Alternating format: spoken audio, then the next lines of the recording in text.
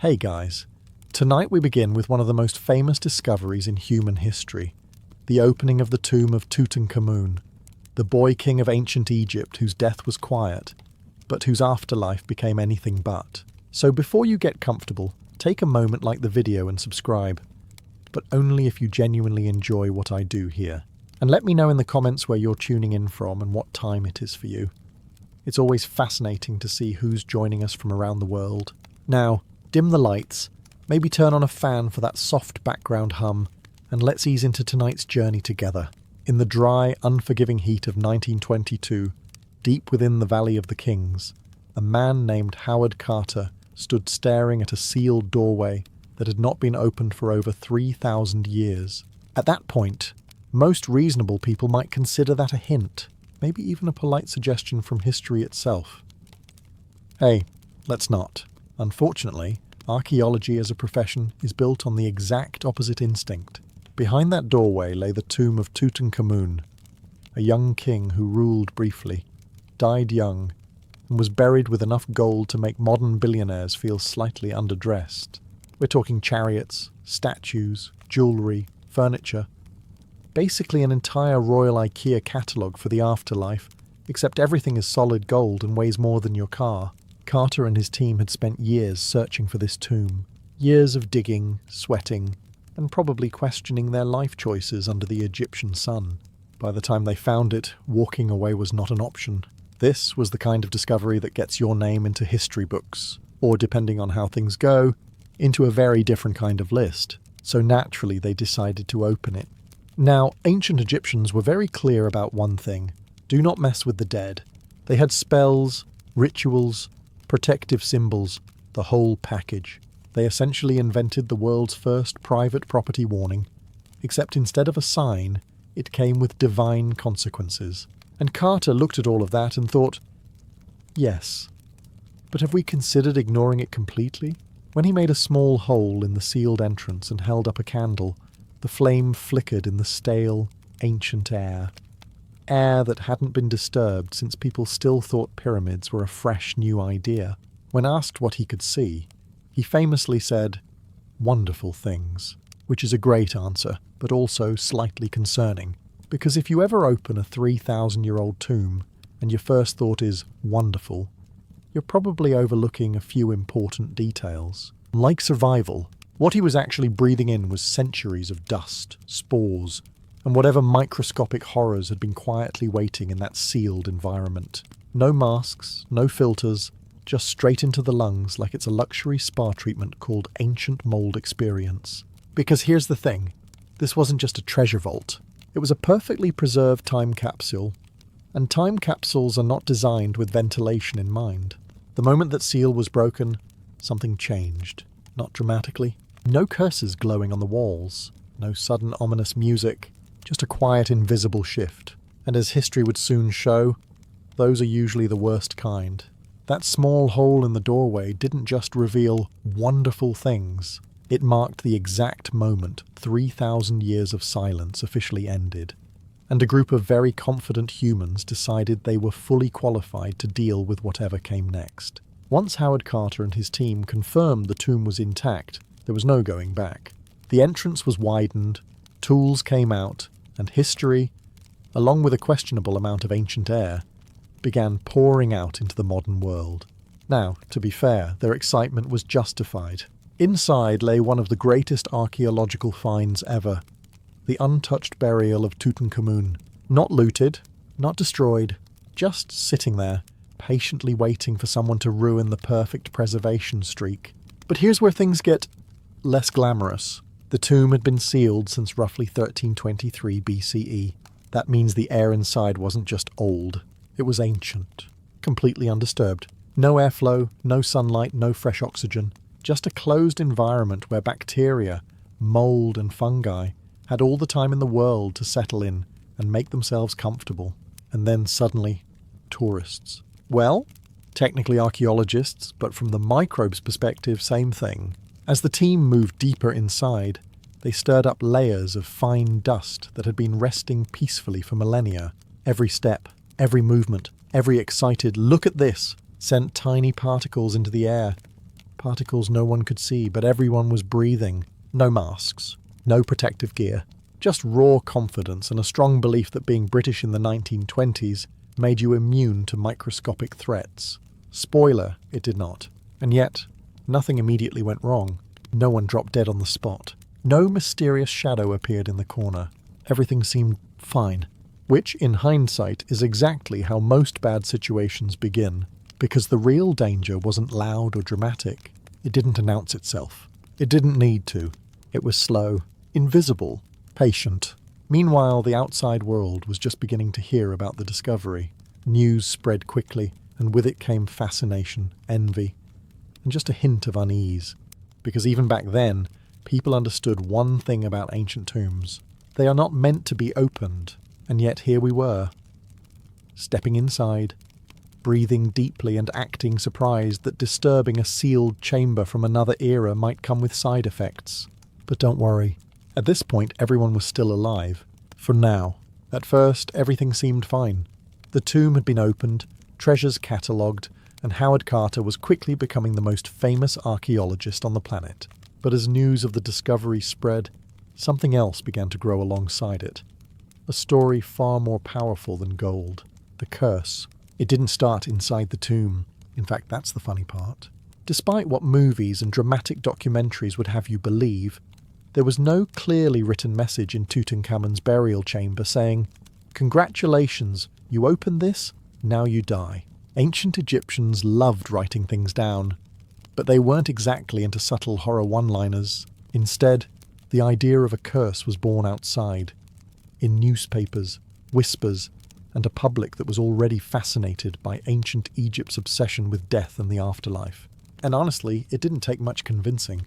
You have a sealed tomb, a young dead king, a culture deeply invested in protecting the dead, and now a group of foreigners casually walking in, touching everything, and probably saying things like, "We'll just take this back to the museum." If there was ever a situation that felt cursed, this was it.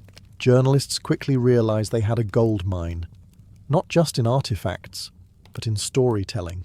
Headlines began hinting at ancient warnings, divine punishment, and mysterious consequences.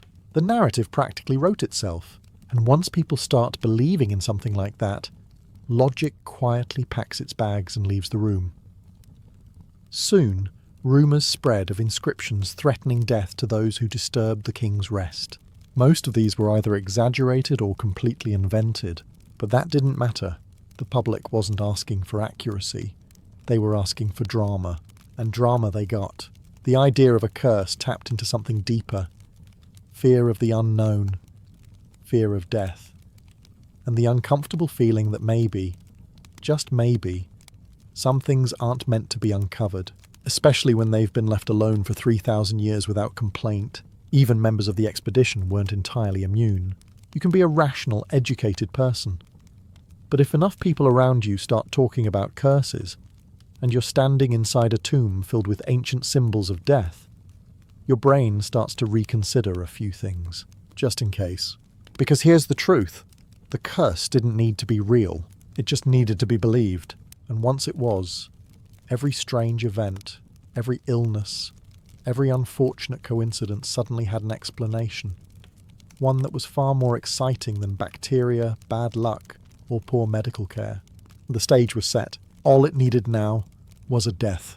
And right on cue, the story got its first victim. Enter Lord Carnarvon, the man who financed the entire expedition. Without him, Howard Carter is still out there digging politely in the sand, hoping for the best. With him, history gets rewritten, and then, very quickly, gets a lot more uncomfortable. A few months after the tomb was opened, Carnarvon fell ill. Now, what caused it? Brace yourself for something deeply anticlimactic. A mosquito bite. Yes, not a glowing curse, not a supernatural force, just a mosquito. The same tiny, annoying creature that ruins your summer nights and somehow still hasn't been defeated by humanity. Truly the final boss of evolution. But here's where things take a turn. Carnarvon accidentally cut the bite while shaving. The wound became infected.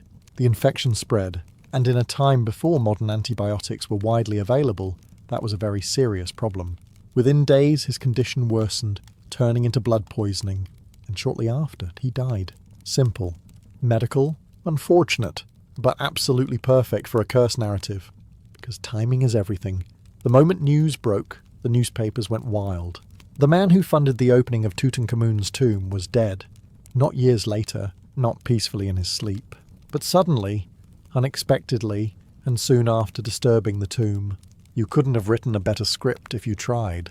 And naturally, people started connecting dots that may or may not have existed. They pointed out eerie details, like reports that the lights in Cairo flickered or went out at the moment of his death, or that his dog miles away in England howled and dropped dead at the same time, which is either a chilling supernatural event or the kind of story that improves significantly with each retelling. The curse, until now just a rumour, suddenly felt real. Even those who didn't fully believe in it started to feel that quiet, creeping doubt. Because coincidence is easy to dismiss once, maybe twice, but when it lines up this perfectly, your brain starts doing that thing where it whispers, okay, but what if? Meanwhile, Howard Carter remained very much alive, which was slightly inconvenient for the whole curse theory. But no one really focused on that part. It didn't fit the narrative, and the narrative at this point was far more important than the truth. Because now, the curse had something it didn't have before, proof, or at least something that looked close enough.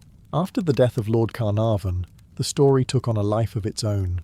What had started as a rumour suddenly became a full-blown narrative. The tomb of Tutankhamun was cursed, and anyone who dared disturb it would pay the price. Now, here's the problem. Once people believe a pattern exists, they start finding it everywhere. And the newspapers, they were more than happy to help. Soon, any illness, accident, or mildly unfortunate event connected to the expedition was pulled into the spotlight. Someone gets sick? Curse. Someone dies years later from completely unrelated causes. Definitely the curse, just taking its time. Someone sneezes a bit too aggressively? Suspicious. It didn't matter how thin the connection was. If you had ever stood within 100 meters of the tomb, you were now part of the story.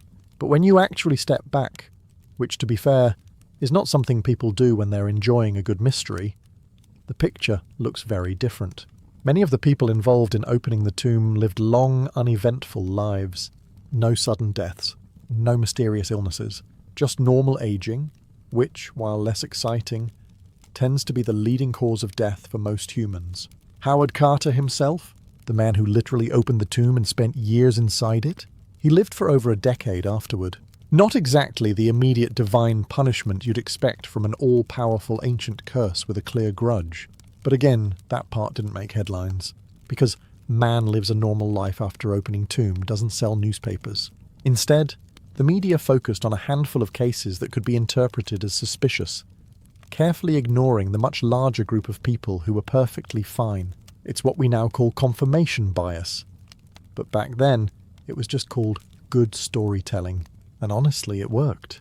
The idea of a curse is far more compelling than the reality of infections, environmental hazards, and early 20th century medicine doing its absolute best. Which wasn't always enough. But there was another factor at play, something less obvious, but just as powerful: fear. Because once the idea of a curse takes hold, it doesn't just exist in newspapers. It starts living in people's minds. And when that happens, every headache feels more serious. Every cough feels more ominous. Every shadow looks slightly more intentional. At this point, the question wasn't just, is the curse real? It was, what happens if you believe it is? And as it turns out, that might be where things get truly dangerous. At some point, someone had to ruin the fun. Because while the world was busy imagining ancient curses and supernatural revenge, a few scientists quietly stepped in and said, what if it's just germs? I know. Disappointing. No glowing hieroglyphs, no invisible pharaohs floating around waiting for revenge. Just microscopic organisms doing what they've always done. Existing, multiplying, and occasionally ruining someone's day. Inside the sealed tomb of Tutankhamun, the conditions were perfect. No sunlight, stable temperature, complete isolation. In other words, an all-inclusive resort for mold, bacteria, and fungi. 3,000 years of uninterrupted growth. No cleaning staff, no ventilation, just layers of ancient biological material quietly building up over time. And then, suddenly, in walk a group of enthusiastic humans, kicking up dust like it's a celebratory event. Every step inside that tomb disturbed particles that had been resting for millennia. Tiny spores, invisible to the eye, were released into the air. And without modern protective equipment, guess where they went? Straight into the lungs. Now, for most healthy people, this might not be a huge problem. But if your immune system is already compromised, or if you're unlucky enough to inhale a particularly nasty batch, things can escalate quickly. Respiratory infections, allergic reactions, even serious illness. In other words, you don't need a curse when you have ancient mold with a 3,000-year head start. Some researchers have pointed to specific fungi, like aspergillus, which can thrive in enclosed environments and become dangerous when inhaled. It's not dramatic, it's not cinematic, but it's effective, and importantly, it's real. This theory also explains something the curse narrative conveniently ignores. Why not everyone died? Because exposure doesn't affect everyone equally. Some people get sick, others walk away completely fine.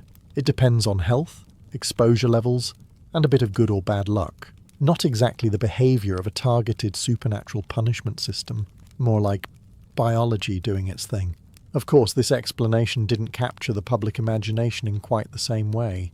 Ancient spores cause respiratory issues doesn't have the same dramatic flair as Pharaoh curses intruders from beyond the grave. One sounds like a medical report. The other sounds like a movie. And guess which one people preferred? Still, as much as the curse made for a better story, the evidence was slowly pointing towards something far less mysterious and far more uncomfortable. Because if this theory is true, then the real danger wasn't something supernatural. It was something they were breathing the entire time. Even if you're not fully convinced by the whole ancient mold is trying to ruin your lungs theory, there's another equally comforting possibility. The air itself was a problem. Because here's something people tend to overlook. When you seal a chamber for 3,000 years, you're not preserving fresh air. You're preserving whatever chemical cocktail happened to be inside, and then letting it sit, undisturbed, for a very, very long time. Inside the tomb of Tutankhamun, the air wasn't just stale. It was ancient, chemically altered, and potentially dangerous. Organic materials, like oils, resins, fabrics, and even the remains of the burial itself, slowly break down over time. And when they do, they release gases. Now imagine those gases trapped in a sealed environment for millennia. Not exactly the kind of atmosphere you want to take a deep breath in. Some scientists have suggested the presence of gases like ammonia or hydrogen sulfide, substances that, in high enough concentrations, can irritate the lungs, cause dizziness, or worse. Even low oxygen levels alone could make people feel weak, confused, or unwell. But did Howard Carter and his team test the air before going in? Of course not. This was the 1920s. The general safety protocol was somewhere between "it'll probably be fine" and "we'll deal with it later." Masks weren't standard. Gas detectors weren't exactly part of the toolkit. Confidence, however, was in abundant supply. So they went in, repeatedly, breathing in whatever had been quietly marinating inside that tomb since the Bronze Age. And at first, nothing dramatic happened. No one collapsed immediately. No sudden theatrical reactions. Just subtle effects, fatigue, discomfort, maybe a headache here and there. The kind of symptoms you'd normally ignore, which is exactly what makes it dangerous. Because when something doesn't hit you all at once, it's easy to dismiss. You tell yourself it's just the heat, or the long hours, or the stress. You don't immediately think, yes, ancient toxic gases are slowly affecting me. That would be ridiculous, and yet not entirely impossible. Combined with the bacteria and spores already floating around, the air inside the tomb becomes less of a neutral environment and more of a slow, invisible hazard. Not deadly in a dramatic, instant way, but potentially harmful over time, especially with repeated exposure. Which brings us back to the curse. Because if people start getting sick after spending time inside a sealed tomb filled with questionable air, what's easier to believe?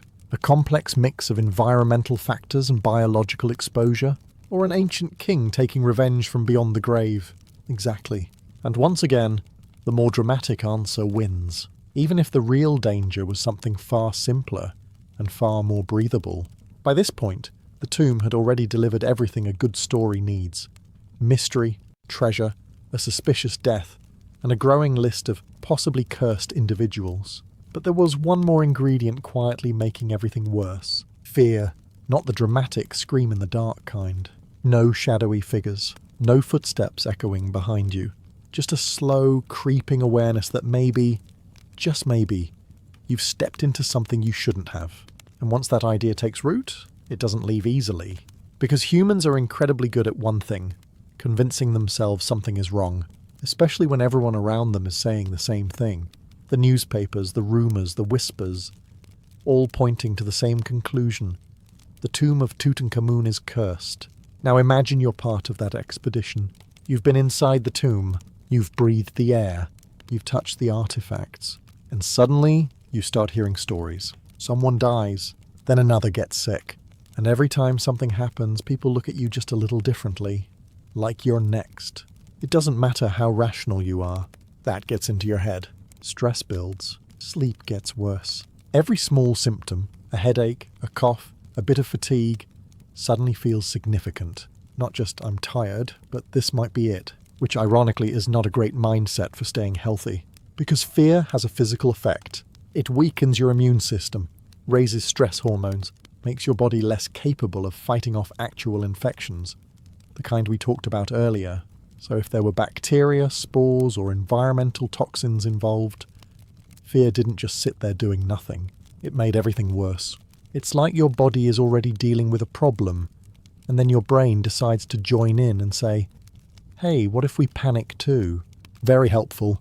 There's even a phenomenon known as the nocebo effect, basically the opposite of a placebo. If you believe something will harm you, your body can start producing real symptoms, even if the cause isn't physically there. It's not imaginary. It's your mind triggering real physical reactions. So in a way, the curse didn't need to be real. The belief in the curse was enough. And once that belief spread, it created a perfect storm. Environmental risks, existing illnesses, and psychological stress all feeding into each other, making every outcome seem more mysterious than it actually was. Meanwhile, from the outside, it looked like something far more dramatic was happening. An ancient force, a warning ignored, a punishment unfolding. But inside the minds of the people involved, it was something quieter. A constant unsettling thought: what if they're right? By now, the story had everything it needed to spiral completely out of control. A mysterious tomb, a dead aristocrat, a growing sense of unease, and most importantly, an audience that couldn't get enough of it. Enter the media. In the early 20th century, newspapers were in fierce competition for attention, and nothing sells better than fear wrapped in a good story. The discovery of Tutankhamun's tomb wasn't just archaeology anymore. It was entertainment. And the curse angle? That was the headline goldmine. Suddenly every detail was exaggerated, reshaped, or just completely invented for maximum dramatic effect. Stories began circulating about mysterious inscriptions warning of death. Reports claimed eerie events happened the moment Lord Carnarvon died. Lights going out across Cairo, strange animal behaviour, unexplained coincidences. The kind of details that sound incredibly convincing, until you realise no one bothered to verify them. But verification isn't nearly as exciting as a good ghost story, and so the narrative grew. Journalists painted the tomb not as a historical discovery, but as a ticking time bomb of ancient vengeance. Every illness was reported as suspicious. Every death was linked, no matter how distant the connection. If someone had once shaken hands with someone who had visited the tomb, congratulations. You were now part of the curse story. It didn't matter if the timeline didn't make sense. It didn't matter if the cause of death was completely ordinary. What mattered was the pattern, or at least the illusion of one. Because once you start telling people that something is cursed, they begin to look for evidence everywhere. And the media was more than happy to provide it. Even Howard Carter, who remained alive and relatively unaffected, became part of the story. Not as proof that the curse wasn't real, but as an exception that made it seem even more mysterious. Why him? People wondered, as if the curse was carefully selecting its targets like a very patient and slightly dramatic villain. Meanwhile, the truth, the far less exciting explanation involving infections, environmental hazards, and coincidence was quietly pushed to the side. Because let's be honest, no one buys a newspaper for a detailed analysis of fungal spores. They buy it for headlines like, "Pharaoh's curse strikes again." And just like that, the story stopped being about what actually happened and started being about what people believed happened, which, as history has shown many times, is often far more powerful. Because once a story like this takes hold, it doesn't fade away, it spreads. And in this case, it spread far beyond the tomb itself. By this point, the curse had become unstoppable. Newspapers were printing it, people were whispering about it, and the story had officially taken on a life of its own. If you asked the average person what happened after the tomb of Tutankhamun was opened, they'd probably say something like, "Didn't everyone die?" Which is impressive storytelling. Because no, they didn't. In fact, this is where the entire curse narrative starts to wobble a little. Or a lot, depending on how much you enjoy facts getting in the way of a good story. Let's start with the obvious one. Howard Carter. The man who literally broke into the tomb. The first person to look inside. The guy who spent years working in and around those chambers, handling artifacts, breathing the air, and generally doing everything a curse would presumably take very personally. He lived for more than a decade after the discovery. No sudden collapse. No mysterious illness linked to the tomb. Just a relatively normal life, followed by a death from natural causes. Not exactly the dramatic, swift wings of death the headlines were promising, and he wasn't alone. Many members of the excavation team, along with workers and officials who were directly involved, went on to live perfectly ordinary lives. Some of them even had long careers afterward, continuing their work without any sign that they had been marked by an ancient supernatural force. Which raises a slightly awkward question for the curse theory. Why did it miss so many people? If this were truly a supernatural punishment for disturbing a pharaoh's tomb, you'd expect a bit more consistency, something reliable, a clear pattern. Instead, what we see is selective storytelling, a focus on a few unfortunate deaths, while quietly ignoring the much larger group of survivors. It's like watching a magician who only shows you the trick from one angle. Impressive, until you realise you're not seeing the full picture. But again, this doesn't make for a compelling headline. Most people totally fine after opening tomb is not exactly front-page material. It doesn't spark fear. It doesn't keep people talking. It doesn't sell. So the survivors were conveniently forgotten, or at least pushed into the background, where they wouldn't interfere with the narrative. Because once a story like the Curse of Tutankhamun takes hold, it doesn't need to be accurate. It just needs to be believable, and focusing on the few cases that support it, while ignoring the many that don't, makes it feel real enough, even if the reality is far less dramatic and far less cursed. At this point, the curse sounds convincing. A tomb is opened, a wealthy sponsor dies, a few other unfortunate events follow, and suddenly it feels like something larger is at play. But if you strip away the drama, there's one factor quietly sitting behind almost every case we've mentioned so far: luck. Or more accurately, bad luck. Because the early 20th century was not exactly a golden age for medical care. Infections that are easily treated today were back then genuinely dangerous. A small cut, a minor illness, even something as ordinary as a mosquito bite, the same one that took down Lord Carnarvon, could spiral into something far more serious. Antibiotics? Not widely available yet. Sterile procedures? Improving, but not perfect. So when something went wrong, it often went really wrong. And this matters, because when you look at the deaths connected to the tomb, many of them fall into that exact category. Infections, pre-existing conditions, or complications that, today, would likely be treated without much drama. In other words, these weren't mysterious, unexplainable deaths.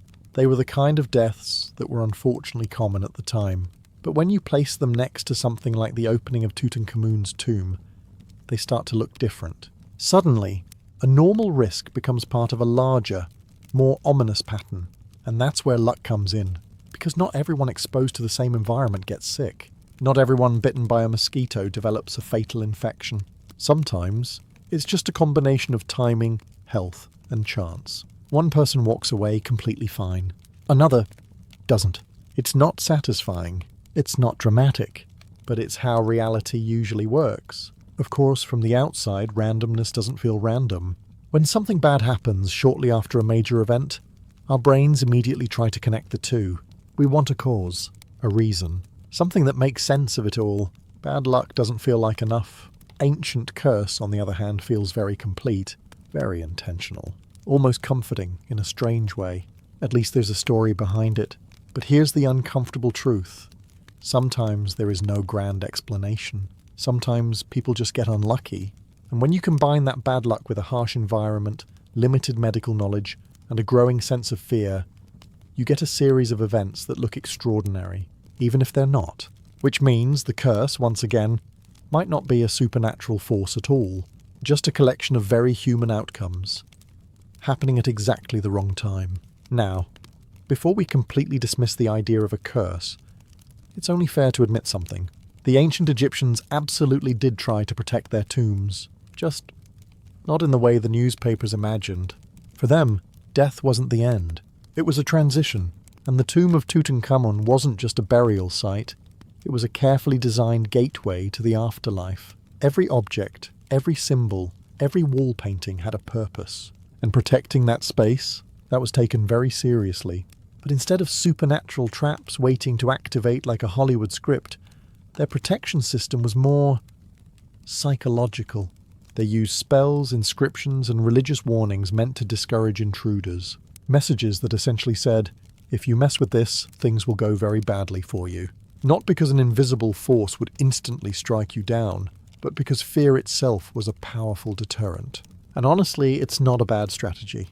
If you're a potential tomb robber, already nervous about sneaking into a burial chamber filled with symbols of death, and you see a warning about divine punishment, you might reconsider your career choices, or at least take a moment to question your life decisions. The Egyptians understood something important. You don't always need physical barriers if you can get into someone's head. Of course, in the case of Howard Carter and his team, that approach didn't quite work. Either they didn't see such warnings, or they simply chose to ignore them, which, historically speaking, humans are very good at doing. But even if the curse wasn't literally written inside Tutankhamun's tomb, the broader cultural belief was very real. Disturbing the dead was seen as dangerous, disrespectful, and potentially catastrophic on a spiritual level. So when people in the 1920s started hearing about strange deaths connected to the tomb, their minds didn't have to stretch very far. The idea of a curse wasn't new. It had been part of the mythology all along. The difference was that now it felt like it was coming true, even if the actual cause was far less mystical. Because when you combine ancient beliefs, dramatic storytelling, and a few unfortunate coincidences, you end up with something that feels very convincing, even if it's not entirely accurate. And in a way, the Egyptians succeeded, not in stopping people from entering the tomb, but in ensuring that once they did, they'd never feel completely comfortable about it again, which, if you think about it, is a pretty effective form of protection, even 3,000 years later.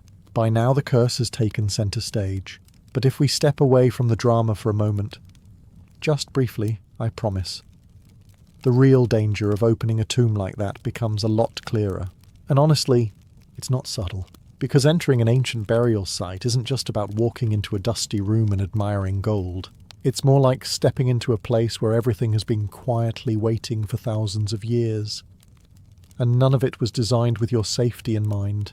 Take the structure itself. Tombs like the one of Tutankhamun were carved deep into rock, sealed, and left untouched. Over time, small shifts, cracks, and weakening can occur. Not enough to collapse immediately. That would be too convenient. But enough that disturbing the environment might trigger something. So when Howard Carter and his team started moving through the chambers, removing objects and altering the space, they weren't just exploring. They were changing the balance of a structure that had been stable for millennia. And that's just the walls. Then you have the contents, organic materials, ancient textiles, oils, resins, all preserved in a sealed environment. Once exposed to air, they begin to break down, releasing particles and gases we've already talked about. Not instantly lethal, but definitely not ideal if you enjoy breathing comfortably. Add to that the dust, layers of it fine and persistent. Every step sends it into the air. Every movement stirs it up. And over time, that exposure adds up. It's not dramatic. It doesn't announce itself, but it's there. And let's not forget the simplest risk of all, human error. Working in confined, poorly lit spaces, surrounded by fragile artifacts and unstable surfaces, accidents are bound to happen. A slip, a fall, a misstep, all far more likely than being chased by an invisible curse. But here's the interesting part. None of these dangers make for a good story.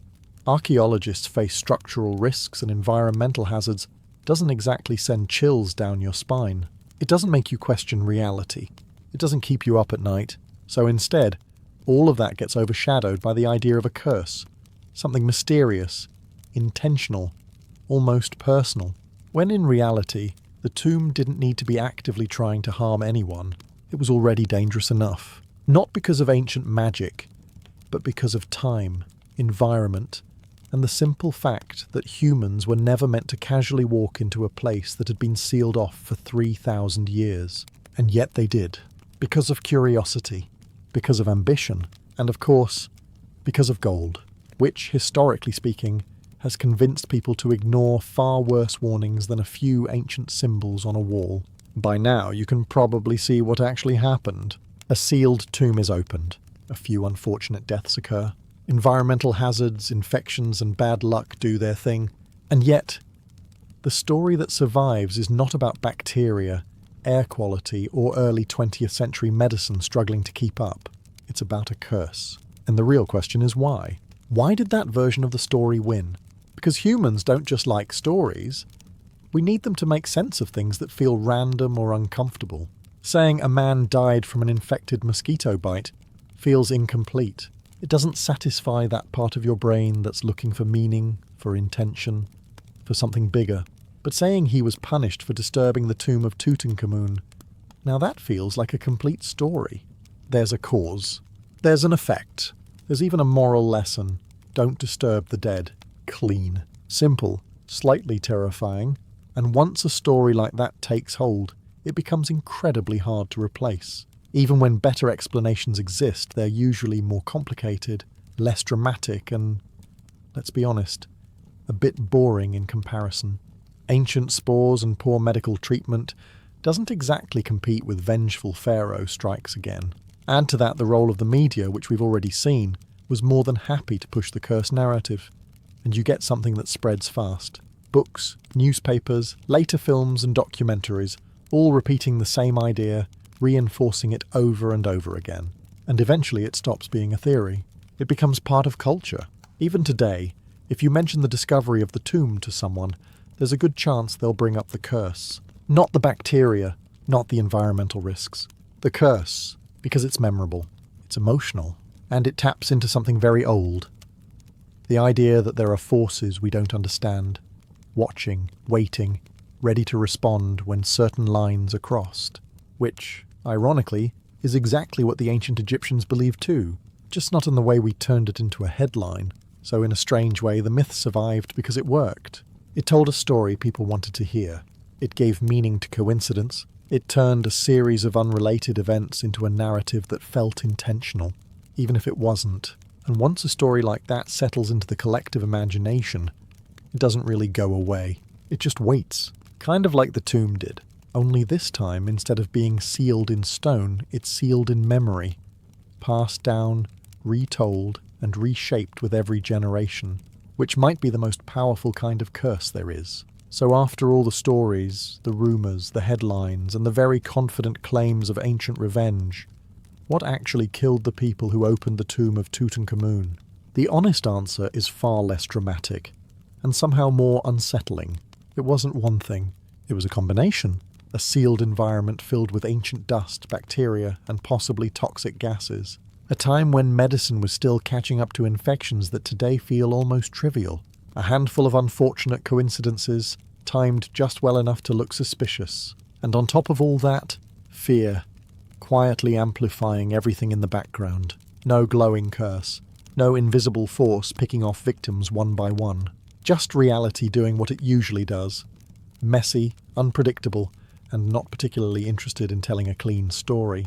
And yet, the curse feels real, because when you line everything up, the opening of the tomb, the death of Lord Carnarvon, the strange timing, the media frenzy. It looks like a pattern. It feels like cause and effect, like something is connecting the dots behind the scenes. But sometimes the dots just happen to line up. And that's the part people struggle with. Because randomness is uncomfortable. It doesn't give you a warning. It doesn't give you a lesson. It doesn't tell you what to avoid next time. It just happens. A curse, on the other hand, feels controlled, predictable, almost logical. Disturb the dead and something bad happens. Simple, but history rarely works that way. In reality, Howard Carter, the man most responsible for opening the tomb, lived on for years. Many others did too. The curse wasn't consistent. It didn't follow rules. It didn't behave like anything other than a story built around a few tragic events. And yet, here we are, still talking about it.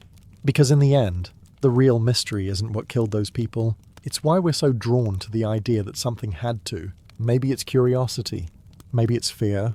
Or maybe it's just the simple fact that a quiet explanation involving mold, air quality, and bad luck doesn't quite hit the same as the idea of an ancient king refusing to be disturbed. And if you're being honest, if you were standing in front of that sealed tomb, knowing everything we've just talked about, would you open it?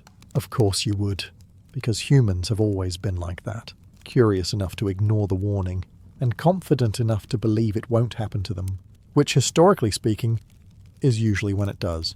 And that wraps up tonight's journey into one of history's most famous curses. If you enjoyed this, don't forget to like and subscribe, but only if you actually enjoyed it, no ancient consequences involved. And let me know in the comments, would you have opened the tomb? Just maybe bring a mask next time. Leonardo da Vinci wasn't just unusual. He seemed almost determined to live differently from everyone around him. In a world where people rose with the sun, worked through the day, and collapsed into long, uninterrupted sleep at night, Leonardo looked at that routine and quietly rejected it. To him, sleep wasn't rest. It was lost time. He's often said to have followed what we would now call a polyphasic sleep cycle. Instead of sleeping for 7 or 8 hours like a normal person trying to function in Renaissance Italy, Leonardo allegedly slept in short bursts, 15 to 20 minutes at a time, spread across the entire day. Imagine trying to explain that to your neighbours while they're lighting candles for bed, and you're setting an alarm to wake up in 20 minutes and go sketch a flying machine. The reasoning behind this strange habit was brutally practical. Leonardo believed that by reducing long sleep, he could reclaim hours of consciousness, hours he could spend observing, experimenting, drawing, dissecting, or inventing something no one had ever seen before. And for a man whose mind seemed to generate ideas faster than ink could capture them, time was the only real limitation. Of course, this raises a very obvious question. Did it actually work? Modern science would probably say absolutely not. Most people attempting this today would quickly become exhausted, confused, and possibly start questioning their life choices around day 3. But Leonardo wasn't most people. His notebooks suggest a mind that rarely slowed down, as if his thoughts refused to obey the same biological rules as everyone else's. There's also the possibility that this habit has been slightly exaggerated over time. After all, history has a tendency to take a strange detail and polish it into legend. But even if the exact schedule isn't perfectly accurate, it reflects something very real about Leonardo's personality. His refusal to accept limits simply because others did. While everyone else surrendered to sleep, Leonardo treated it like a minor inconvenience. And in doing so, he revealed a pattern that would define much of his life. If something seemed inefficient, he would question it. If something seemed fixed, he would experiment with it. Even something as basic as sleep was not safe from his curiosity. And that was only the beginning of his strange habits. If refusing to sleep like a normal person wasn't strange enough, Leonardo da Vinci also decided that writing in a perfectly readable direction was, apparently, optional. Instead, he filled thousands of pages with mirror writing, text written from right to left, readable only when reflected in a mirror. At first glance, it looks like something out of a codebreaker's nightmare. Entire notebooks filled with reversed letters, diagrams labelled in backward script, thoughts flowing in a direction that feels almost unnatural to the eye. If you stumbled across one of his journals without context, You might assume you'd found the ramblings of someone deliberately trying to confuse the world. So why did he do it? One common explanation is secrecy. Leonardo was working on ideas that were far ahead of his time. Anatomical studies, engineering designs, even early concepts of flight and weaponry. Writing backwards could have been his way of protecting his work from prying eyes. After all, not everyone walking into his workshop would carry a mirror just to snoop through his notes. But there's a simpler, almost annoyingly practical explanation. Leonardo was left-handed. In a time when ink smudged easily and paper was expensive, writing from left to right could drag his hand across fresh ink, turning careful notes into a smeared disaster. Writing backwards solved that problem instantly. No smudging, no ruined sketches, just clean, precise lines. Still, practicality alone doesn't fully explain the consistency of it. Leonardo didn't just occasionally use mirror writing, he embraced it. It became his default mode, as natural to him as normal writing is to us. That suggests something deeper than convenience. It hints at a mind that simply enjoyed approaching things from the opposite direction, quite literally. There's also something revealing in the way his thoughts flow across those reversed pages. They aren't chaotic. They're structured, deliberate, almost obsessive in their organization. This wasn't a gimmick. It was a system, one that allowed him to think, record, and refine ideas in a way that felt uniquely his. In a world where most people followed tradition without question, Leonardo rewrote the rules, sometimes backwards, just to prove he could. If Leonardo da Vinci had one habit that bordered on obsession, it was this. He wrote everything down. And not just occasionally, constantly. He carried small notebooks with him wherever he went, treating the world like an endless source of problems to solve and details to capture. Walking through the streets of Florence or Milan with Leonardo would have been slow. Not because he was lazy, but because he simply couldn't stop observing. A strange facial expression. Into the notebook. The way light hit a wall at sunset. Into the notebook. The structure of a bird's wing mid-flight. Definitely into the notebook, probably with 3 diagrams, and a question about how to replicate it mechanically. His notes weren't just random scribbles either. They were a chaotic mix of art, science, engineering, and curiosity, all crammed into the same pages. One moment he'd be sketching a human skull with unsettling precision, and the next he'd be designing a flying machine that looked like something pulled from the future. To Leonardo, there was no boundary between disciplines. Everything connected, so everything belonged in the same notebook. What makes this habit even stranger is how unfinished many of his ideas were. Leonardo didn't wait for a thought to become polished or complete. He captured it in its raw form. Half-formed questions, sudden observations, fragments of theories. It's as if he understood that ideas are fragile, and if you don't catch them immediately, they disappear. Some of his notes even read like personal reminders, almost impatient in tone. Short commands to himself. Describe the tongue of the woodpecker. Observe the movement of water. Find a way to measure the depth of a river. It's less like reading a journal and more like peeking into a mind that refuses to be idle. And then there's the volume. Thousands of pages survive today, and that's likely only a fraction of what he actually wrote. Imagine the discipline, or perhaps the restlessness, it takes to document your thoughts at that scale, without ever deciding, that's enough for today. While most people experience the world and move on, Leonardo documented it, dissected it, and stored it for later use. His notebooks weren't just records, they were extensions of his mind. And in a way, they reveal his strangest habit of all. He didn't just live in the world. He studied it relentlessly, as if he were afraid it might stop making sense if he ever stopped paying attention. In Renaissance Italy, being a vegetarian wasn't a lifestyle choice. It was almost unheard of. Meat was a symbol of wealth, strength, and status. If you could afford it, you ate it. If you couldn't, you wished you could. And yet, Leonardo da Vinci looked at all of that and quietly decided he wanted no part of it.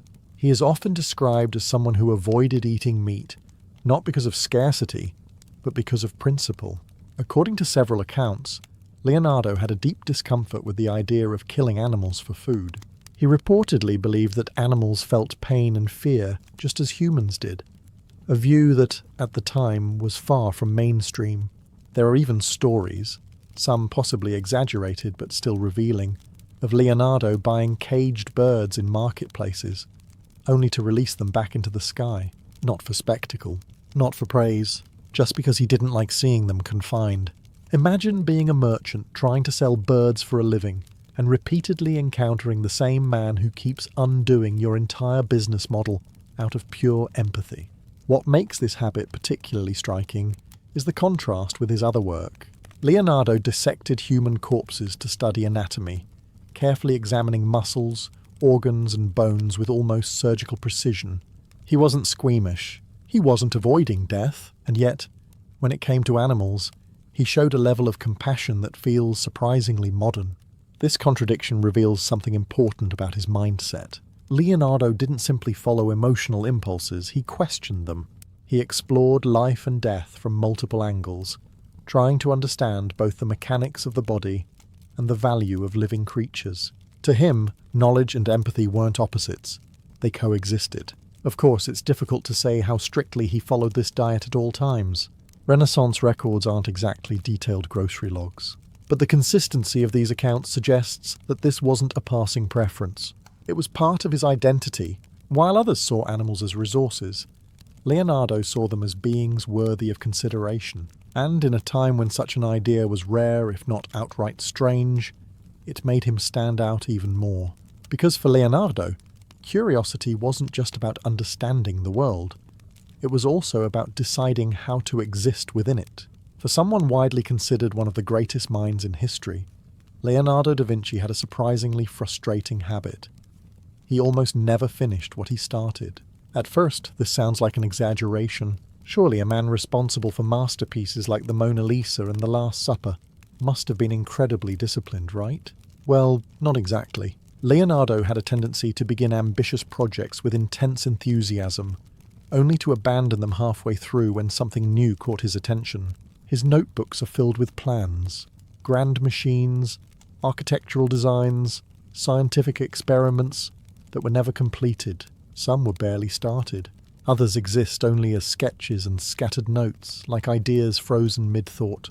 It's as if his brain moved faster than reality could keep up with. Even his most famous work suffered from this habit. The Mona Lisa, for example, wasn't painted in a straightforward, focused burst of effort. Leonardo carried it with him for years, continuously refining it, adjusting tiny details, never quite declaring it finished. For him, completion seemed almost optional. Then there's The Last Supper, a masterpiece that was already deteriorating within decades of its completion.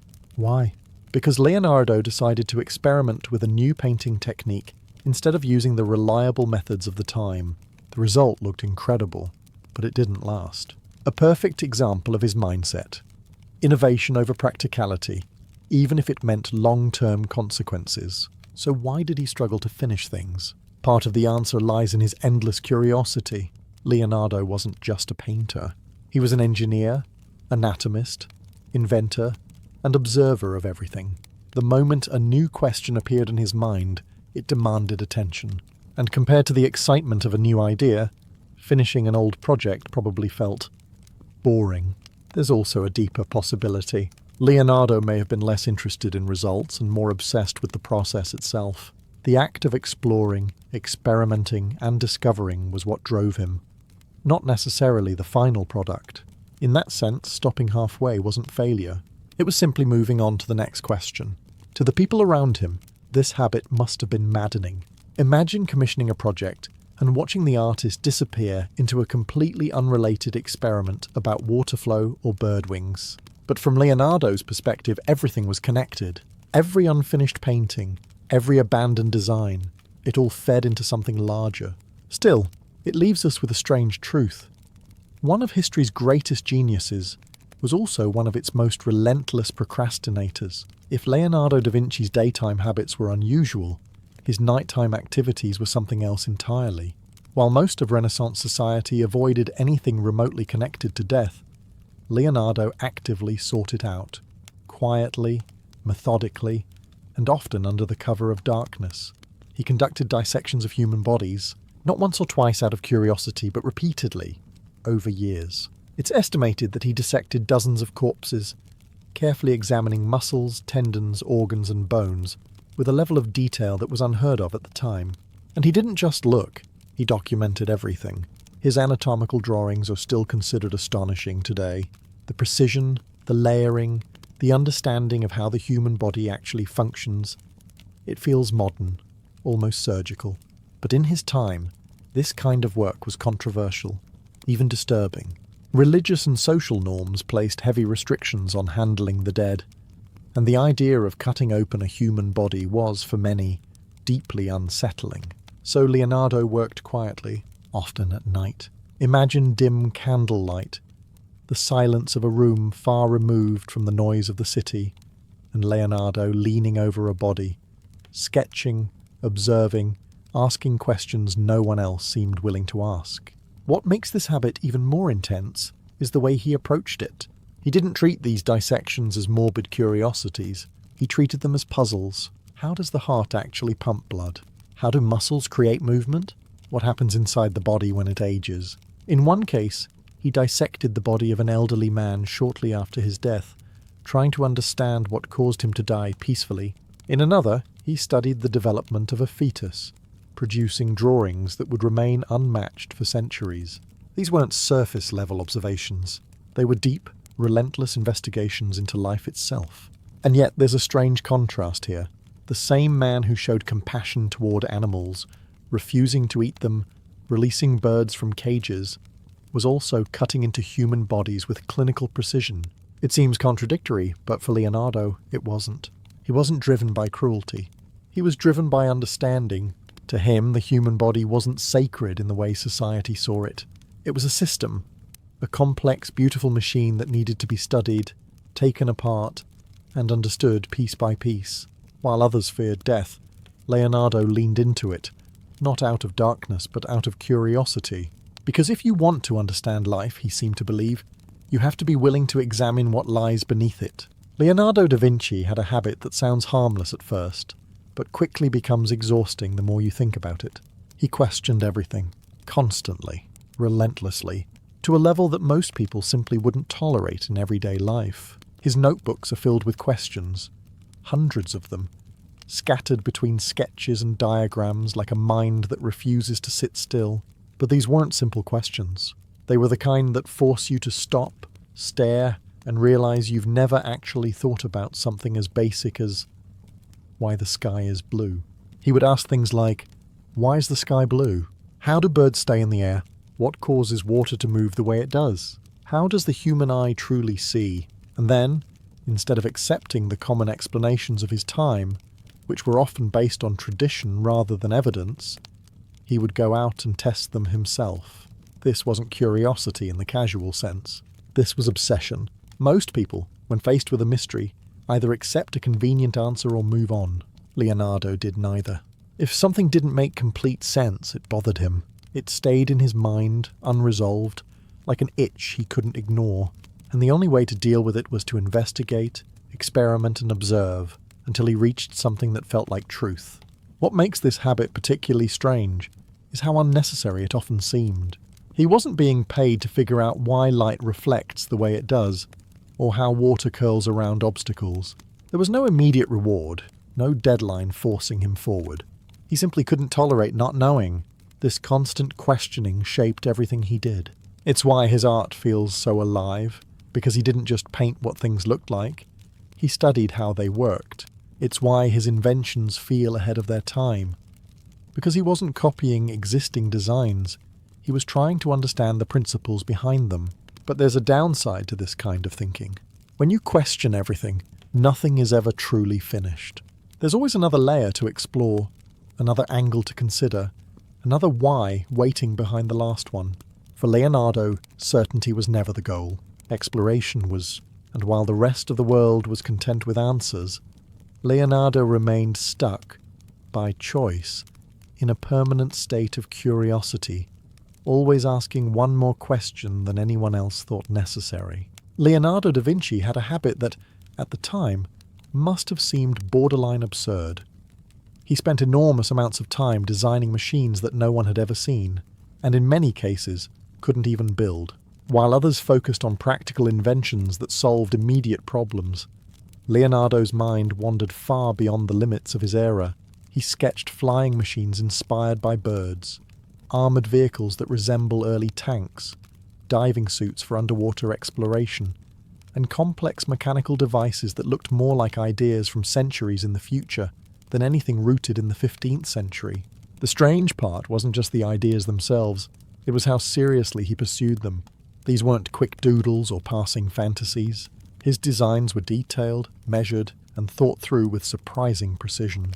Gears, pulleys, wings, joints. Everything was carefully considered, as if he fully expected someone to eventually bring these concepts to life. And yet most of them were never built. Part of the reason was technological limitation. Renaissance materials and engineering simply weren't advanced enough to support some of his visions. A flying machine, for example, requires a level of understanding and material strength that didn't exist at the time. Leonardo could imagine it, sketch it, and even theorize how it might work. But actually making it happen was another matter entirely. Still, that didn't stop him. What makes this habit so unusual is that Leonardo wasn't discouraged by the gap between imagination and reality. Most people, when faced with an idea they can't physically achieve, abandon it. Leonardo did the opposite. He explored it even further, refining it, adjusting it, almost as if the act of thinking it through was valuable in itself. There's also a deeper pattern here. His designs often came from observing nature. Birds in flight, the flow of water, the structure of muscles. He wasn't inventing randomly. He was translating the natural world into mechanical form. In his mind, if something existed in nature, it could be understood. And if it could be understood, it could eventually be recreated. To the people around him, this must have seemed impractical, maybe even pointless. Why spend years designing machines that can't be built? But Leonardo wasn't working for his present. He was thinking ahead, far ahead. And in doing so, he revealed something that made him truly strange. He wasn't limited by the world he lived in. He was already imagining the one that hadn't arrived yet. If you tried to define Leonardo da Vinci in a single word, you would fail almost immediately.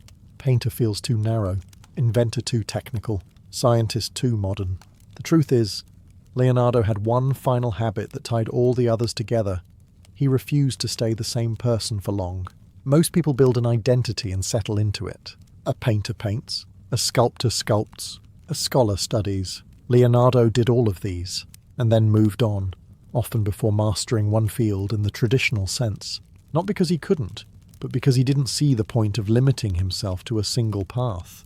At different moments in his life, he was deeply immersed in art, then suddenly absorbed in anatomy, then lost in engineering, then obsessed with water, light, or flight. It wasn't a career. It was a continuous transformation, one curiosity leading to another, pulling him in directions that probably confused everyone around him. This constant shifting made him difficult to understand, and even harder to manage. Patrons who hired him for paintings found themselves waiting while he disappeared into studies of geometry or experiments with optics.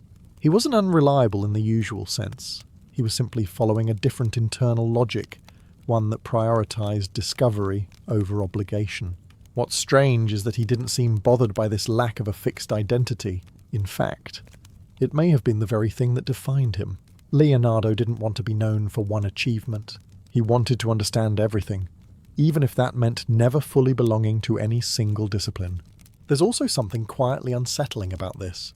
A man who is always changing is a man who is never finished. While others built legacies that could be easily summarized, Leonardo left behind fragments, masterpieces, sketches, notes, inventions, questions, all pointing in different directions. And yet, that's exactly what makes him unforgettable, because Leonardo da Vinci wasn't trying to arrive at a final version of himself. He was always in motion, always evolving, always chasing the next idea that caught his attention. While the rest of the world searched for certainty, Leonardo embraced uncertainty. And in doing so, he became something far more unusual than a genius. He became a mind that never stopped becoming. The story of Vercingetorix doesn't end with defeat. It begins with one of the most calculated surrenders in ancient history. After months of brutal fighting, starvation, and psychological warfare during the siege of Alesia, the Gallic resistance had reached its breaking point. Surrounded by Roman fortifications on both sides, with no escape and no food left, the outcome was no longer a question. But what happened next wasn't chaos, it was control. According to the accounts of Julius Caesar, Vercingetorix chose to end it himself, not with a desperate final charge, not by hiding, and not by being dragged out in chains. Instead, he mounted his horse, put on his finest armour, and rode out of Alesia alone to face the man who had defeated him. Picture the scene, Roman soldiers watching in silence. A man who had united much of Gaul, something few had ever achieved, now riding directly into the enemy camp. Not as a prisoner, not yet, but as a leader making a final decision. He approached Caesar, circled him slowly, almost deliberately, as if marking the moment. Then he dismounted, removed his weapons, and placed them at Caesar's feet. No speech, no dramatic plea, just a silent act that said everything. This wasn't surrender out of weakness, it was strategy. Vercingetorix likely understood something crucial. If he continued resisting, more of his people would die. But if he surrendered himself, he might preserve what remained of them. In that moment, he stopped being just a war leader and became something else. A man choosing sacrifice over pride. Of course, there's another layer here. The version we have comes largely from Caesar himself, and Caesar was not exactly known for writing neutral reports. The image of a proud enemy submitting gracefully? It made for excellent propaganda. It turned a military victory into a symbolic one. Still, even if the details were polished, the core truth remains. Vercingetorix did not vanish in battle. He stepped forward and gave himself up. And that decision, quiet, controlled, and final, would lead him not to death immediately, but to something far more uncertain. Because Rome didn't always kill its enemies right away. Sometimes it kept them alive. What happens after a man like Vercingetorix surrenders? You might expect an immediate execution, quick, decisive, and brutally Roman. But Rome had a different plan, a slower one, a more calculated one. Instead of killing him after the siege of Alesia, Julius Caesar chose to keep him alive, not out of mercy, not out of respect, but because Vercingetorix had become something far more valuable than a corpse. He was now a symbol. After his surrender, he was taken into Roman custody and began the long journey south toward Rome. This wasn't a dignified transfer. He was no longer a king, no longer a commander, but a captive, bound, watched, and completely at the mercy of the empire he had tried to resist. The journey itself would have been a slow, humiliating process, moving across lands that had once been contested, through territories now firmly under Roman control. Vercingetorix would have seen the result of his defeat unfolding in real time. Roman authority expanding, resistance fading, the world he had tried to unite slipping away piece by piece. And yet, he wasn't treated like an ordinary prisoner. Rome had a habit of preserving important enemies for a specific purpose. They didn't just want to win. They wanted to display their victory. A defeated leader like Vercingetorix was far more useful alive, especially if he could be shown to the Roman people at the right moment. That moment, however, wasn't immediate. Instead of being brought straight into the public eye, he was kept hidden, removed from the chaos of war and placed into a controlled environment where he could be stored. Yes, stored, until Caesar decided the time was right. And this is where the story becomes more unsettling, because Vercingetorix didn't spend a few weeks or months waiting for his fate. He spent years in captivity, cut off from his people, his power, and any real sense of control over his future. The man who had once commanded armies was now reduced to waiting for a decision that wasn't his to make, waiting for a moment he couldn't predict, and perhaps worst of all, waiting without knowing exactly how it would all end. Because in Rome, victory wasn't just about defeating your enemy. It was about deciding when and how their story would finally be finished. If the journey to Rome stripped Vercingetorix of his power, what came next stripped him of everything else. Once he arrived in the city, he wasn't placed in some guarded villa or kept under comfortable house arrest. Rome reserved something far more fitting for enemies of his status. He was taken to the Tullianum, a dark underground prison at the heart of the city, a place less designed for living and more for waiting to die. The Tullianum wasn't a prison in the modern sense. There were no cells with windows, no routines, no sense of time passing. It was a damp, enclosed chamber carved below ground level, where light barely reached and air barely moved. Prisoners weren't sent there to be rehabilitated or even properly detained. They were sent there to disappear until Rome decided it was time to remember them again. And that's exactly what happened to Vercingetorix. For years, likely around 6, he remained in that darkness. No battles, no speeches, no command, just silence, broken only by the occasional presence of guards who had no reason to speak to him. Imagine the shift. A man who once coordinated entire armies, now measuring time not in days or campaigns but in moments of isolation.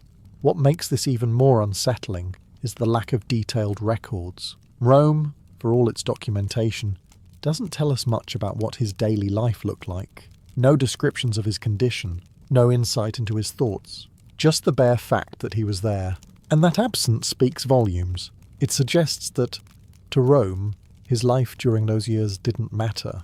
He wasn't a person anymore. He was an object being preserved for a future event, a living trophy, stored in darkness until the right moment. There's also something psychological about this kind of captivity. Execution is immediate. Exile offers distance. But prolonged imprisonment? That creates a different kind of suffering. One where uncertainty becomes constant. Where every passing day brings you no closer to freedom, only closer to an unknown end. Vercingetorix had fought Rome in open battle and lost. But here, beneath the city, there was nothing left to fight. No enemies to face, no decisions to make. Just waiting in the dark, as the empire above him prepared to use his final moment for something much bigger than himself. Time passed, and with it, something even more brutal than defeat settled in. Irrelevance. After the initial spectacle of capturing Vercingetorix faded, Rome simply moved on. Above the darkness of the Tullianum, life in the city continued as if nothing had happened. Political rivalries shifted, new campaigns were launched, victories were won and lost. And at the centre of it all, Julius Caesar continued building his power, step by calculated step. Meanwhile, the man who had once stood as Rome's greatest enemy sat beneath it, completely removed from the flow of history. This is the part of Vercingetorix's story that feels the most unsettling. Not because of violence, but because of absence. There are no dramatic events, no recorded speeches, no last stands, just years of silence. A slow fading from relevance, while the world above him reshaped itself without his presence, and that may have been intentional. Rome understood something about power that many others didn't. Defeating an enemy on the battlefield was one thing, but erasing them from memory was another.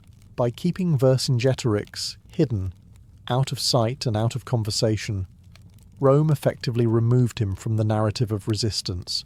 He wasn't being celebrated as a martyr. He wasn't rallying support. He was simply gone. But this wasn't mercy. It was timing, because while Rome forgot him publicly, it never truly discarded him. His existence still had a purpose, even if it was postponed. He was being held for a moment that hadn't arrived yet, a moment when his presence would mean something again, not as a leader, but as a symbol. Imagine what that must have felt like, to go from commanding tens of thousands to being completely irrelevant, to know that your fate wasn't even urgent enough to resolve, that you were important enough to keep alive, but not important enough to be remembered in the meantime. There's a kind of psychological weight in that, and yet above him, something was building. Because Julius Caesar wasn't done, his victories in Gaul, including the defeat of Vercingetorix, were part of a much larger story, one that would eventually bring him back to Rome in triumph. And when that moment finally came, Rome would remember the man it had buried in darkness, not to honour him, but to finish what it had started. For years, Vercingetorix had been nothing more than a forgotten prisoner beneath Rome, but above him something had been building, slowly, carefully, and with purpose. Julius Caesar was preparing for one of the most important moments of his career, his triumph. A Roman triumph wasn't just a parade, it was a carefully staged performance, designed to show the people of Rome exactly how powerful their generals were. It needed spectacle, it needed drama, and most importantly, it needed a defeated enemy. That's where Vercingetorix came back into the story. After years in the Tullianum, he was brought out, not as a man reclaiming his place in history, but as a prop in someone else's victory. His entire existence during those lost years had been leading to this moment.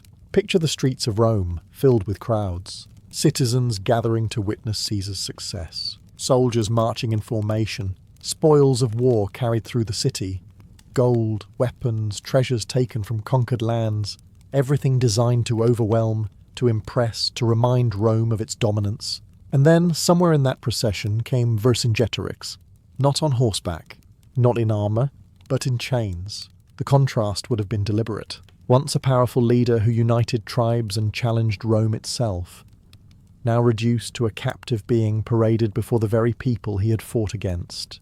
His presence wasn't just symbolic, it was essential. Without him, the victory would feel incomplete, because Rome didn't just want to show that it had won, it wanted to show who had lost. There's something calculated, almost theatrical about this. Vercingetorix wasn't executed immediately after his capture, because his death alone wasn't enough. Rome needed him alive long enough to be displayed, to be seen, to serve as living proof of Caesar's success. And Caesar understood this perfectly. The triumph wasn't just about celebrating military achievement. It was about shaping perception. It was about turning a complex war into a simple story. Rome victorious, its enemies broken and humbled.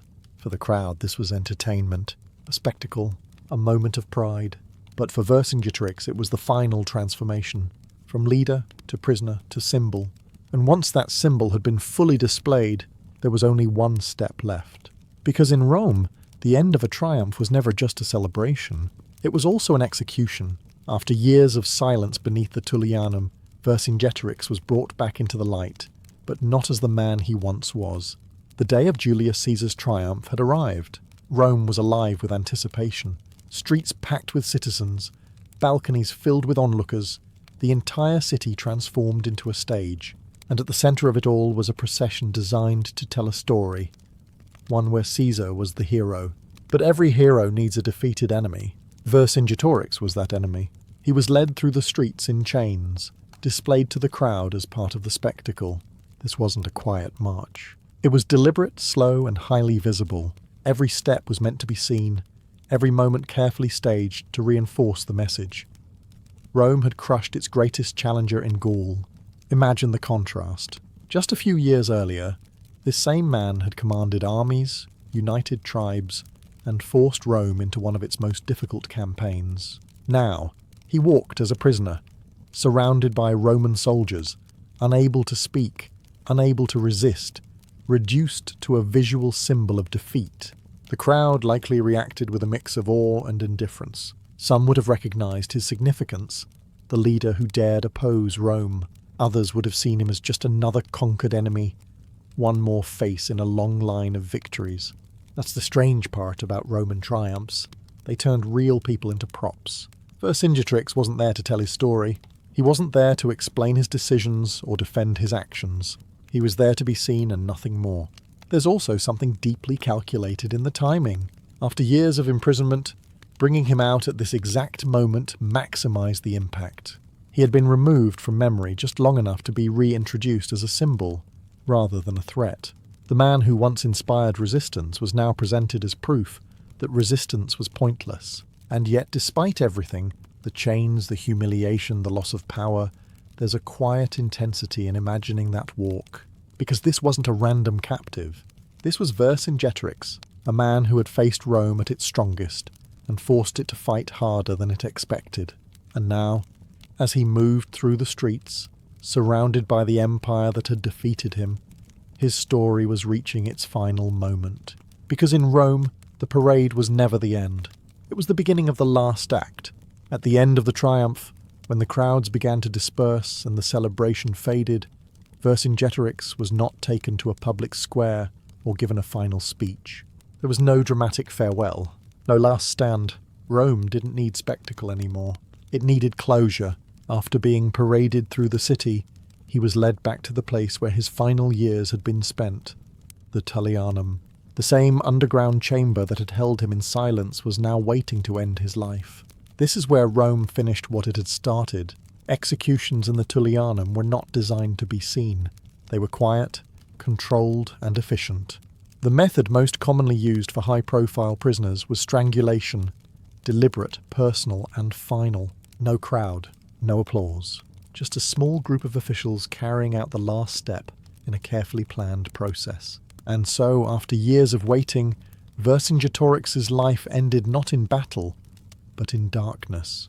There's something deeply unsettling about that contrast. A man who once stood at the centre of a massive resistance, who led armies and faced one of Rome's greatest generals, was ultimately reduced to a silent execution beneath the city that defeated him. No audience to witness his final moment. No opportunity to shape how he would be remembered. But from Rome's perspective, that was the point.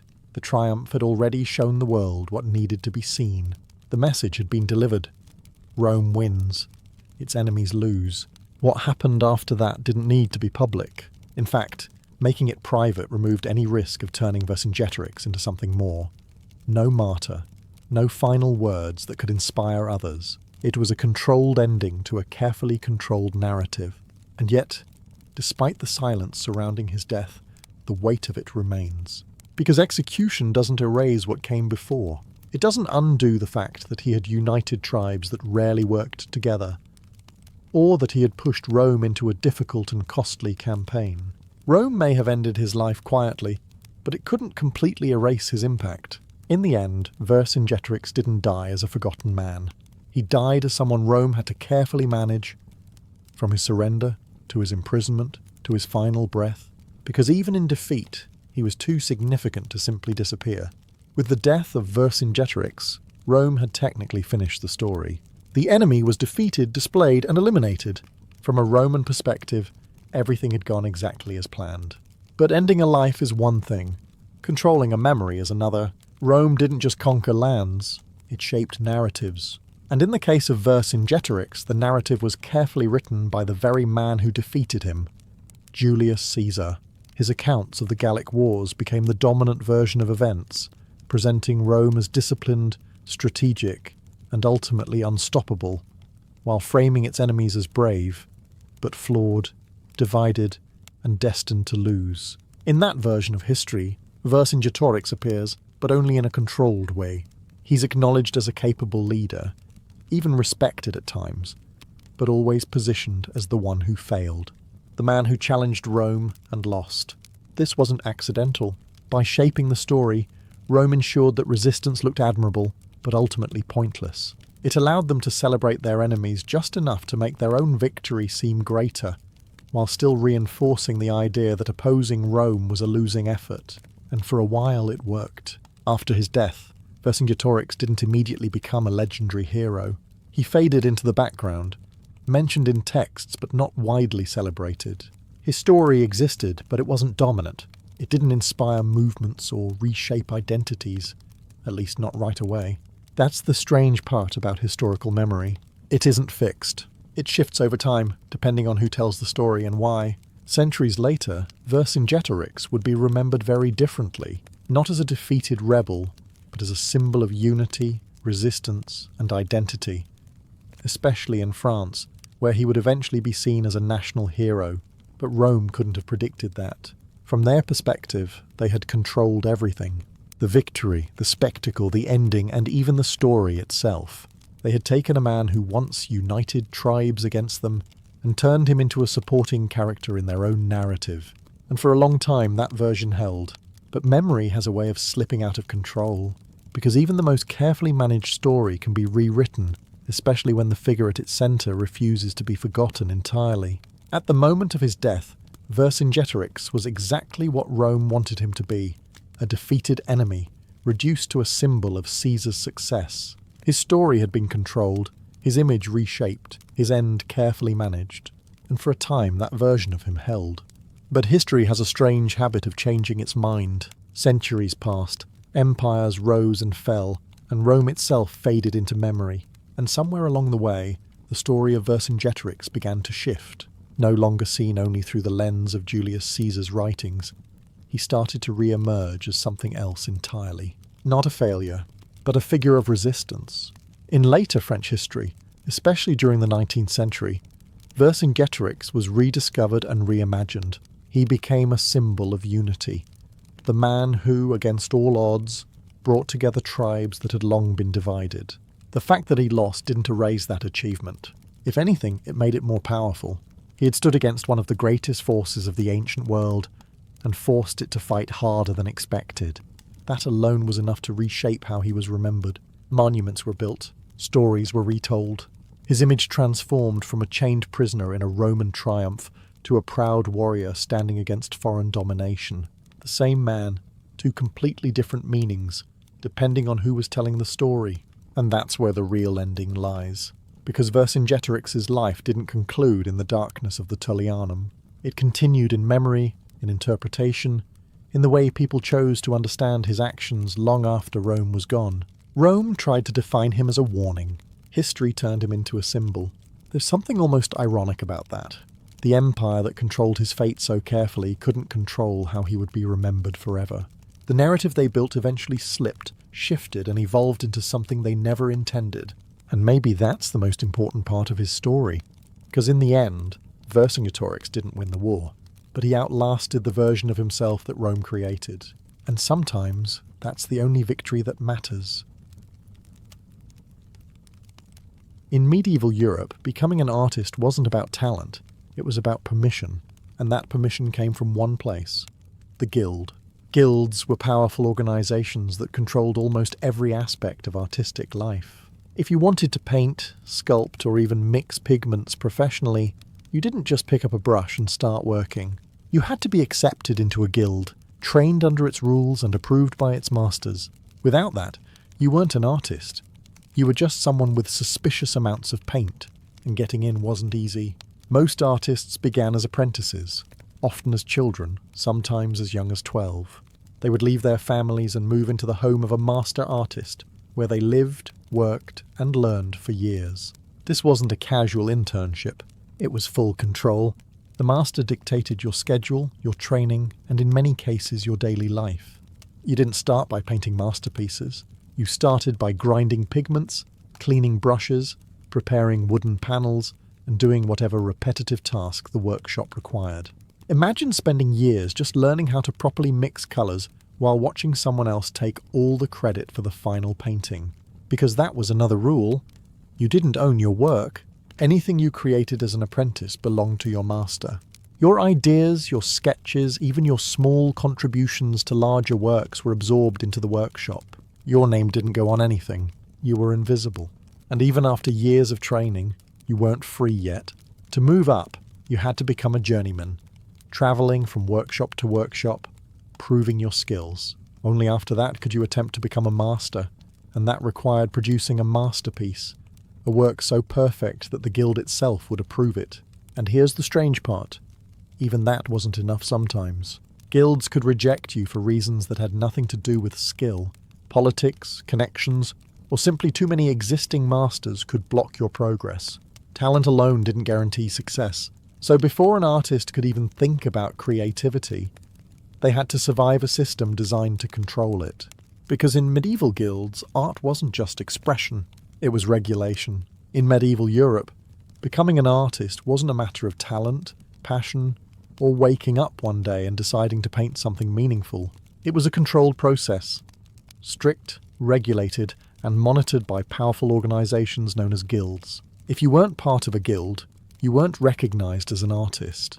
You were just someone making things without permission. And permission was everything.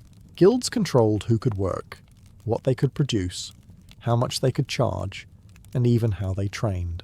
They existed to maintain standards, protect their members, and, more importantly, limit competition.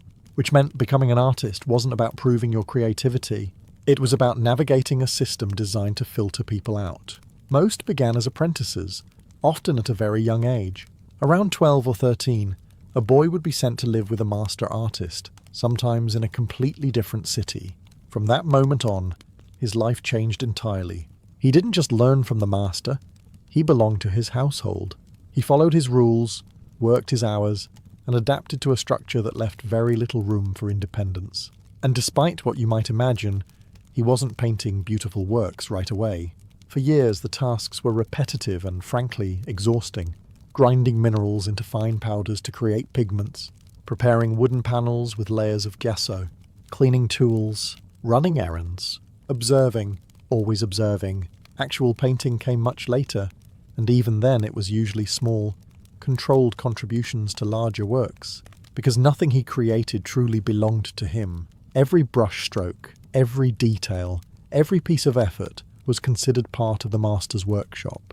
The final artwork carried the master's name, not the apprentice's. Individual identity wasn't the goal. Consistency and control were. Even after years of training, freedom didn't come easily. The apprentice would become a journeyman, travelling between workshops, continuing to refine his skills while still lacking full independence. And only after proving himself repeatedly could he attempt to become a master, by producing a masterpiece that met the guild's exacting standards. But even that wasn't a guarantee. Guilds could reject candidates for reasons beyond skill. Limited space, internal politics, or simply the desire to keep numbers low could block advancement. Talent alone wasn't enough to succeed. So before an artist could ever express creativity, he had to survive a system built to control it. Because in medieval guilds, art wasn't just about creation. It was about permission. Once you finally earned your place inside a medieval guild, you might expect a sense of freedom. After all those years of training, discipline, and proving yourself, surely now you could paint what you wanted. Not even close. Guild artists didn't create freely. They followed instructions, strict ones. Most of their work came from commissions, often from the church or wealthy patrons. And those commissions came with very clear expectations. You weren't being paid to express yourself. You were being paid to deliver something specific, recognizable, and approved. If a church ordered a painting of a saint, it wasn't an open-ended interpretation. That saint had to look a certain way, wear specific clothing, hold particular symbols, and appear in a familiar pose. Deviate too much, and the work could be rejected. Not because it was bad, but because it was wrong. Creativity in this system was tightly contained. Even the colours you used could be dictated. Certain pigments were expensive, reserved for important figures. Blue, for example, made from lapis lazuli, was often used for the Virgin Mary, not because the artist felt like it, but because tradition and expectation demanded it. Using the wrong colour in the wrong place wasn't just a stylistic mistake. It could be seen as disrespectful or unprofessional. And it didn't stop there. Guilds themselves enforced rules about quality and consistency. If your work didn't meet the expected standard, it could be inspected, criticised, or even destroyed. Imagine spending weeks on a piece, only for it to be rejected because it didn't align with established guidelines. There was also a strong emphasis on imitation. Artists were expected to learn from established models and repeat successful styles. Originality wasn't the priority. Reliability was. If a certain composition worked, you used it again, and again, and again. This created a strange environment where skill was highly valued, but individuality was quietly suppressed. That doesn't mean artists had no influence at all. Small details, subtle expressions, slight variations in composition, these were the areas where personality could slip through, but those moments were limited, almost hidden within a larger structure that demanded control. So even after becoming a recognized artist, your role wasn't to innovate freely. It was to execute perfectly. Because in the world of medieval guilds, the goal wasn't to stand out. It was to get it right. By the time you became a full member of a guild, you had skills, experience, and years of training behind you. But there was one thing you still didn't fully have: your own identity as an artist. Because in medieval workshops, the focus wasn't on the individual, it was on the collective. When a master artist ran a workshop, he didn't work alone. He had apprentices, journeymen, assistants, all contributing to the same projects. Large commissions, especially altarpieces or murals, required multiple hands. One person prepared the surface, another painted backgrounds, another worked on clothing, and only the master handled the most important details: faces, hands, and final touches. The result was a finished piece that looked unified but was actually built by many. And yet, only one name mattered: the master's. Even if a journeyman painted half the scene, or an apprentice contributed significant portions, their names were not recorded. The artwork belonged to the workshop, and the workshop belonged to the master. Credit flowed upward, never outward. This creates a strange reality when you look back at medieval art today. Many works we attribute to a single artist were, in truth, collaborative efforts. The style we recognize wasn't just one person's vision. It was a system, repeated and refined by multiple hands working under strict guidance. For the artists inside that system, this meant accepting a kind of anonymity. You could be incredibly skilled, even essential to the creation of major works, and still remain unknown. Your contribution would exist, but your name wouldn't. Recognition wasn't part of the deal. Belonging to the guild was, and that wasn't always optional. Guilds often required artists to work within established workshops, rather than independently. Setting up your own operation without approval could lead to fines, penalties, or complete exclusion from the profession. In other words, stepping outside the system wasn't just risky, it could end your career. So instead of building personal brands, or unique artistic identities, most artists built reputations within the guild itself. They became known among peers and patrons, but rarely beyond that. It's a very different world from what we imagine today. Now, artists are defined by their individuality. Their signature matters. Their style is their identity. Back then, it was the opposite. Your skill mattered. Your work mattered. But your name? That was optional.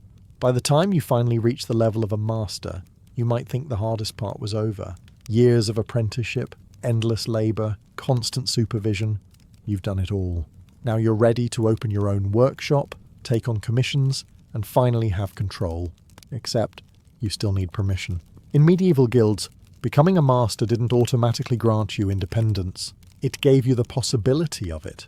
And that possibility came with conditions, strict ones. First, you needed approval from the guild itself. That meant proving not only your skill, but your reliability, your connections, and sometimes even your financial stability. Opening a workshop wasn't just about talent, it was about trust. The guild needed to believe that you wouldn't damage its reputation or undercut its standards. And even if you were approved, there were limits. Guilds often controlled how many masters could operate in a city at any given time. Too many artists meant competition. Competition meant lower prices. And lower prices threatened the entire system. So even if you were qualified, you could be denied simply because there was no space for you. Imagine reaching the highest level in your craft, only to be told, yes, you're good enough, but not right now. Then there were the financial barriers. Opening a workshop required tools, materials, space, and often a fee paid directly to the guild. For many artists, especially those without wealthy patrons or family support, this was a serious obstacle. Skill alone didn't open doors, money did. And let's say you overcame all of that. You got approval, gathered resources, and opened your workshop. Even then, you weren't fully free. Guilds imposed rules on how you operated, what you could produce, how much you could charge, even how many apprentices you could take. Your business wasn't entirely yours. It was part of a larger system that constantly monitored and regulated it. Break those rules, and the consequences were immediate. Fines, loss of commissions, or worse, expulsion from the guild, which effectively ended your career. So becoming a master wasn't the end of control. It was just a new level of it. Because in medieval guilds, success didn't mean freedom. It meant responsibility, under supervision. By the time you finally reached the level of a master and managed to open a workshop, you might think your personal life was your own. After all, you had earned your place, proven your skill, and secured your position. But even here the guild had opinions, and sometimes those opinions extended into something as personal as marriage. In many medieval cities, guilds weren't just professional organizations, they were social networks, almost like closed communities. Your connections mattered, who you associated with mattered, and yes, who you married could directly affect your career. Marrying within the guild circle was often encouraged, and in some cases, practically expected. If you married the daughter or widow of a master, you didn't just gain a partner. You gained status, stability, and often access to an established workshop. It was one of the fastest ways to secure your position in the system. In fact, for some men, marriage wasn't just personal, it was strategic. A widow of a master might inherit her late husband's workshop, and by marrying her, a journeyman could step directly into that role. It sounds almost transactional, and in many ways it was. Emotional connection may have existed, but practicality often came first. But there was another side to this. Marrying outside the guild, especially into a lower social class, could raise concerns. It wasn't always outright forbidden, but it could affect how you were perceived. Guilds valued reputation, and reputation was tied to stability, reliability, and social standing.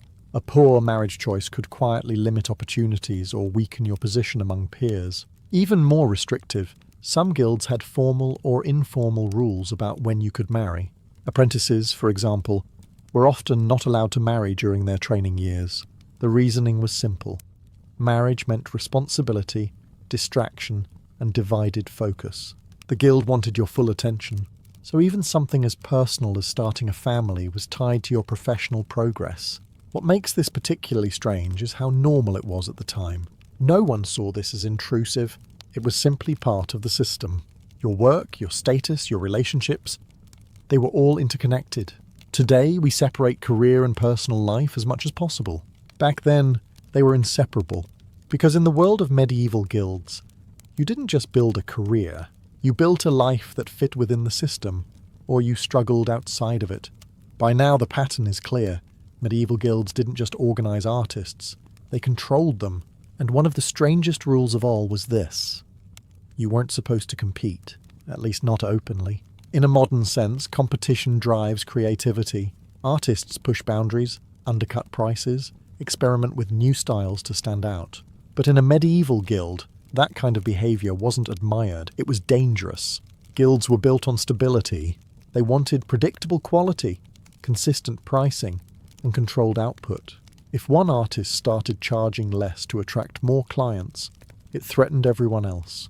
If someone began producing faster or experimenting wildly, it disrupted the balance. So the solution was simple: limit competition.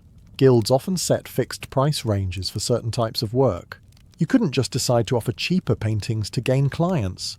That would be seen as undercutting your fellow members, and it could lead to fines or disciplinary action. In extreme cases, it could get you expelled. And without guild membership, your career effectively ended. But it went beyond pricing. You weren't supposed to aggressively pursue another master's clients. Stealing commissions wasn't just frowned upon. It was a violation of trust within the guild. The system relied on a kind of mutual agreement. Everyone would get their share, and no one would disrupt the order. Of course, this doesn't mean rivalry didn't exist. It absolutely did.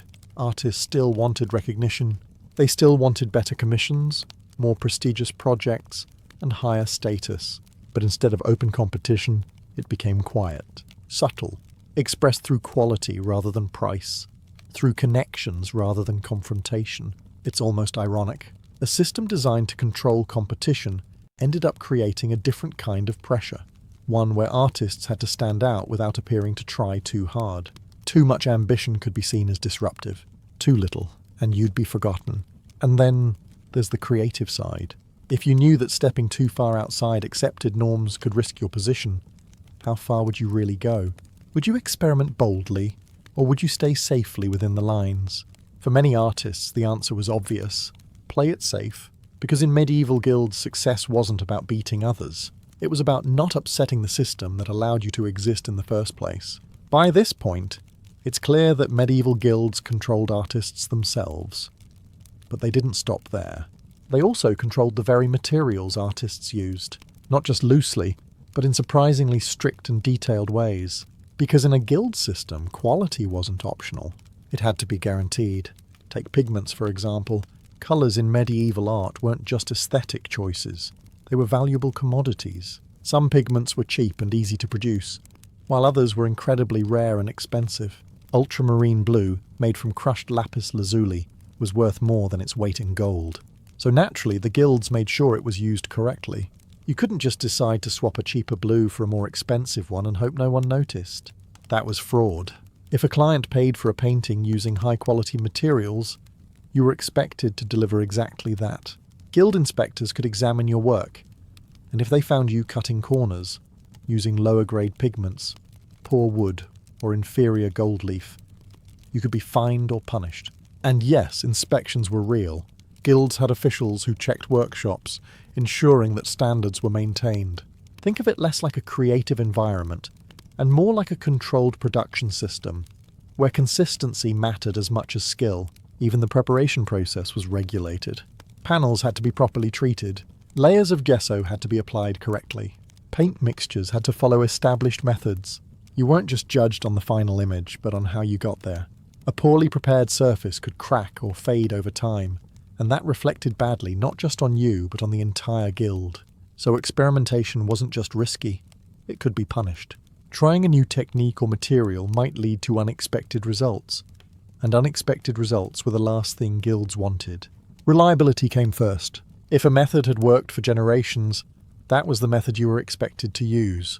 Of course, some artists still experimented quietly. Small changes, subtle adjustments, hidden innovations that wouldn't attract attention. But anything too obvious could bring consequences. It creates a strange image of medieval art. We often imagine artists as free creators, exploring colour, texture and form. But in reality, even the paint in their hands was part of a regulated system. Because in medieval guilds, creativity didn't just have boundaries. Even your materials did. By now, it's obvious that medieval guilds controlled training, materials, prices, and even personal life. But there was one more layer. Something less visible, but just as powerful.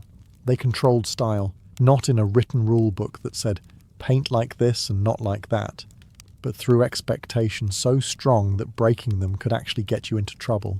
Because in a guild system, consistency mattered more than individuality. Clients expected familiar images, recognizable compositions, and predictable quality, and the guild made sure they got exactly that. If a painter suddenly decided to radically change how figures looked, stretching proportions, altering expressions, experimenting with perspective, it could be seen as risky, not innovative. Risky, because it might confuse clients, damage trust, or make the workshop look unreliable. And that had consequences. Guilds could reject your work, refuse to approve commissions, or even penalize you if your style strayed too far from accepted norms. Not because it was bad, but because it didn't fit. Think about that for a second. You could be highly skilled, technically perfect, and still face problems simply because your work looked different.